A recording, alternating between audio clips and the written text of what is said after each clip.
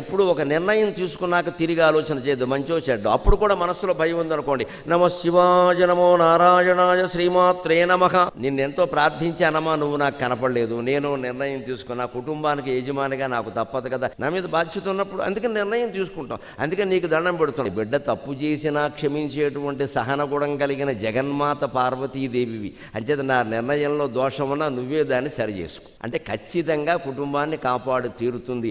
ఆ మనిషి స్త్రీ అయినా పురుషుడైనా వారు చేసిన నిర్ణయం శ్రీకృష్ణ పరమాత్మ నిర్ణయంలో ఉంటుంది, తిరుగులేదు. అది కుటుంబానికి మేలే చేస్తుంది. మల్లగొల్లాలు పడిపోయి నిద్రంతా మానేసి కాఫీలు తాగేసి టీలు తాగేసి పైత్యం బాగా పెంచేసుకుని మళ్ళీ బిళ్ళలు బాగా వేసేసుకుని చివరికి ఏ నిర్ణయం తీసుకోలేక పత్రికల వాళ్ళకి రాయడం, ఓ సోదరి ఓ సోదరుడు మీరు నిర్ణయం చెప్పండి. వాళ్ళు ఏం చేస్తారండి? ఆలోచించగలిగినంత వరకు దంపతులు ఆలోచించాలి. ఆలోచించలేని పరిస్థితి లేకపోతే అమ్మవారికి దండం పెట్టేసి, అమ్మా నీదయ తప్పనిసరి ఈ నిర్ణయం తీసుకుంటున్నాం, కాపాడే పూజ, ఇది కాపాడు తీరుతుంది, అనుమానం లేదా?